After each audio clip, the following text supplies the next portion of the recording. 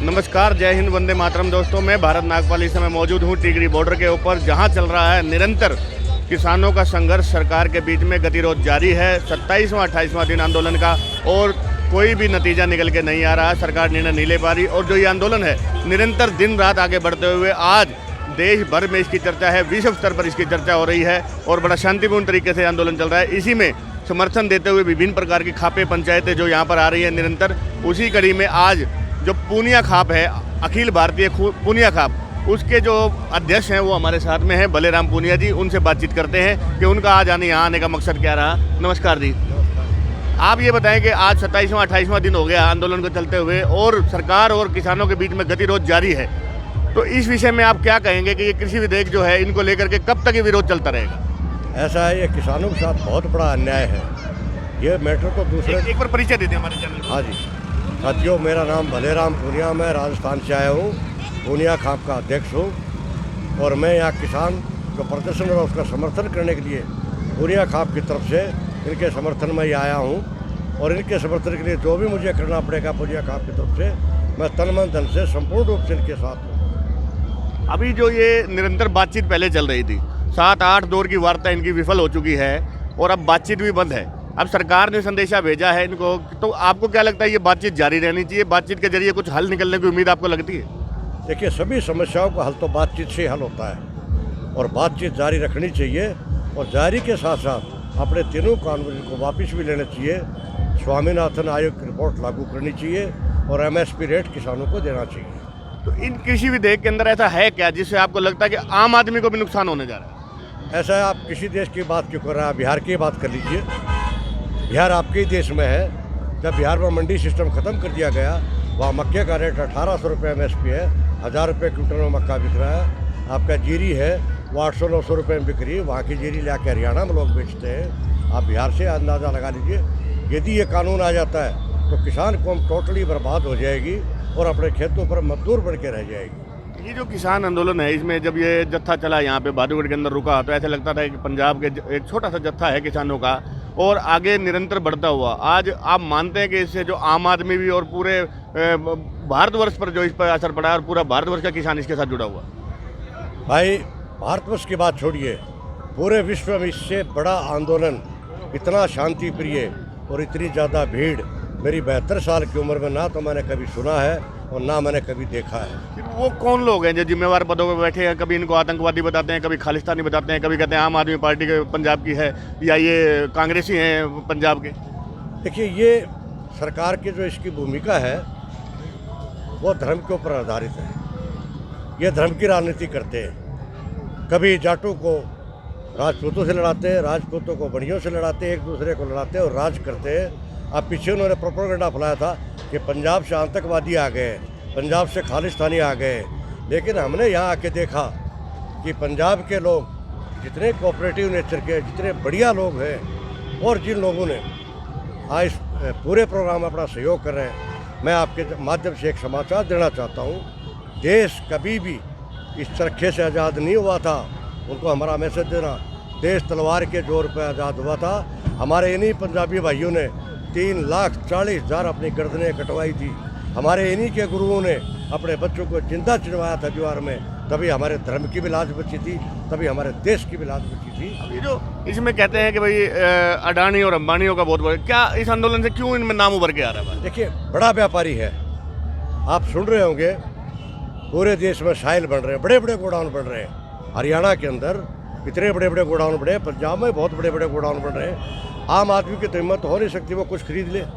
और ये तो आप जानते हो, जो स्टॉक करेगा वो ब्लैक मार्केटिंग पक्का करेगा। पीछे जो इन्होंने ज़बरदस्ती कोरोना चलाया, ब्लैक मार्केटिंग को लेके अब भी कानून है, और कानून होते हुए भी अभी भी कई बार आलू और प्याज हमारे को 100-150 रुपये किलो खरीदने पड़ते हैं। अगर ये APMC एक्ट खत्म करते हैं, आवश्यक वस्तु अधिनियम को खत्म करते हैं, तो उससे तो जाहिर सी बात है कि ब्लैक मार्केटिंग को बढ़ावा मिलेगा ही। जाहिर सी बात ये कि यदि ये कानून लागू हो गया तो गरीब आदमी बिना अन्न के मरते हैं। इसी देश में आप देख लेना, मैं आपको एक घोषणा करता हूँ, क्योंकि आज देश में ये कानून लागू होते हुए भी कोई भी स्टॉक नहीं कर सकता। दुनिया भर की ब्रेक चलता है, अनाज में ब्रेक, कभी टमाटर, किसान का टमाटर 10 रुपये और मंडी में आपको 100 रुपये। ये ब्लैक नहीं होता और क्या है? फिर क्या कारण है कि देश के प्रधानमंत्री जो दिल्ली में निवास जिनका होते हुए आज 27-28 दिन इनको हो गए किसानों को, इतनी बड़ी संख्या में बॉर्डर पे रुके हुए हैं, और वो जाते हैं तो अंबानी के घर में पहुंचते हैं पोते की बधाई देने, कभी वो बनारस में पहुंचते हैं लेजर शो देखने के लिए। इन किसानों से बातचीत करने के लिए आगे क्यों नहीं आते? देखिए, जिस आदमी को बचपन से ही झूठ बोलने की आदत पड़ जाए, 2 दिन की चाय ताजी कह के बेचने वाले को आदत पड़ जाए, आप उससे क्या उम्मीद करेंगे? यदि बासी चाय को ताजी कह के बेच सकता है, ये तो देश को गुमराह करने में कितना समय लगता है उसको। किसानों के पास क्यों आएगा? वो दर्राटे के पास जाएगा। मैं आपको थोड़ा पीछे ले जाना चाहता हूँ। जब बीजेपी में एक बार बीच में इनका आपस में मनमुटाव चला था, आडवाणी जी ने कहा था कि मैं सीनियर हूँ, प्राइम मिनिस्टर का दावेदार मैं हूँ। तब इन्होंने ये रूस के चला ये कहा था जो सबसे ज़्यादा फंड इकट्ठा करेगा वही बीजेपी का प्राइम मिनिस्टर का दावेदार होगा। और इसी मोदी ने 55,000 करोड़ रुपए का पैकेज बीजेपी पार्टी को दे दिया, अडानी और अंबानी से लेकर के दिया। आपसे छुपा हुआ नहीं है, पिछले चुनावों में जहाज किसकी चलती थी, हेलीकॉप्टर किसके चलते थे? अडानी और अंबानी के चलते थे, गरीब किसानों के तो चलते नहीं थे। इनके पास तो बेचारों को 2 वक्त की रोटी भी नहीं होती, ये किसकी जहाज दे देंगे जो गरीबों को मारेगा और कहेगा। देखिए, सबसे बड़ी बात है, बड़ के पेड़ के नीचे या पीपल के पेड़ के नीचे दूसरा पेड़ को पनप नहीं सकता। यदि इनको अनाज का दे दिया गया ठेका तो किसान कम्युनिटी टोटल समाप्त हो जाएगी और किसान सारे मजदूर बन के रह जाएंगे। इसलिए आपके माध्यम से पूरे देशवासियों से मैं अनुरोध करता हूँ कि इस आंदोलन में बढ़ चढ़ करके हिस्सा ले।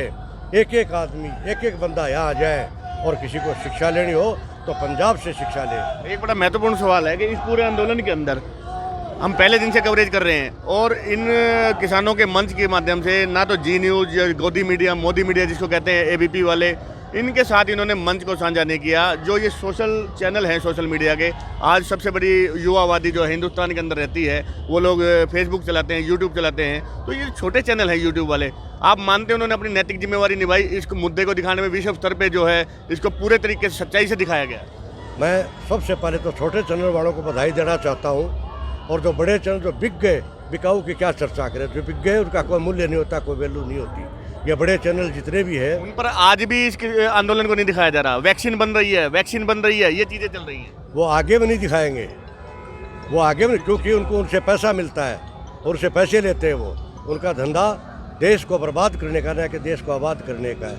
आज ये छोटा चैनल मीडिया नहीं होता तो हमारी इतनी बात भी आगे नहीं पहुँचती, और हम ये घोषित कर देते, आतंकवादी घोषित कर देते या खालिस्तानी घोषित कर देते। ये तो आप लोगों की मेहरबानी है, कम से कम इसका खंडन तो करने का मौका आप हम दे रहे हैं। धन्यवाद इसके लिए आपको, बहुत बहुत धन्यवाद। ये थे जी, मैं भी अखिल भारतीय पूनिया महापंचायत का मैं राजेंद्र पूनिया, राजगढ़ सादुलपुर से, चूरू जिले से, और अखिल भारतीय पूनिया महापंचायत की कोर कमेटी का सदस्य हूँ। आप ये बताएं कि जो पहले ही साइलोज बन के तैयार हो गए 100 एकड़ ज़मीन के अंदर, कोड़ियों के भाव ज़मीन मिली इनको। साइलोज, एक 100 गज का मकान आप बनाएं पूरा 1 साल लग जाता है, और 100 एकड़ में साइलोज बन के पहले तैयार हो गए। तो आप मानते हैं कहीं ना कहीं 60-गांठ इनकी पहले थी कि कृषि कानून बाद में आए, और इन बिजनेसमैन के साथ मिलकर इनकी डील पहले हो चुकी थी, साइलोज पहले तैयार हो चुके थे। मोदी जी का एक बहुत ही षड्यंत्रपूर्वक तरीके से, एकदम योजनाबद्ध तरीके से इस देश को बेचने का, इस देश के किसान की ज़मीन और ज़मीर को बेचने का षड्यंत्र चला रखा है। और उसी के तहत जो आज ये तीनों कानून आए हैं वो उसी का परिणाम है। तो इस कृषि कानून को अब संशोधन के लिए सरकार है, तो संशोधन चाहते हैं या रद्द कराना चाहते हैं? नहीं, इसको हम रद्द कराना चाहते हैं। अगर ये कानून रद्द नहीं होता है तो मोदी जी रद्द हो जाएंगे। एक सरकार को जल्द निर्णय लेने के लिए क्या संदेश देना चाहिए? जल्द निर्णय लेने के लिए आज देश के इस मुक्त राजधानी के चारों कोणों पे हिंदुस्तान का कमेरा किसान, मेहनतकश और धरतीपुत्र बैठा हुआ है, और सरकार के मुंह की तरफ देख रहा है। और इतना शानदार संगठनात्मक शांतिपूर्वक जो आंदोलन किसानों का चल रहा है, उसको देखने से ये प्रतीत होता है कि किसान ने बड़ा संयम बरता है। लेकिन सरकार की हठधर्मिता अगर इसी तरीके से चलती रही तो हो सकता है कि आने वाले समय में इसके दुष्परिणाम भी आएँ, जहरीले परिणाम भी आएँ। तो समय रहते मोदी जी को किसानों से वार्ता करनी चाहिए, उनकी समस्याओं को सुनना चाहिए, क्योंकि ये बिल आने से इस देश में 28,000 से अधिक कृषि मंडियाँ हैं, वो बर्बाद हो जाएंगी। इस देश का 86% किसान ही ऐसा है जो 2 हेक्टेयर भूमि रखता है।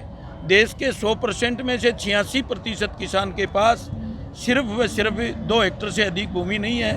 तो वो कहाँ जाके दिल्ली और जो है ना आपके अम्बाड़ा में जाके अपनी फसल की उपज बेचेगा।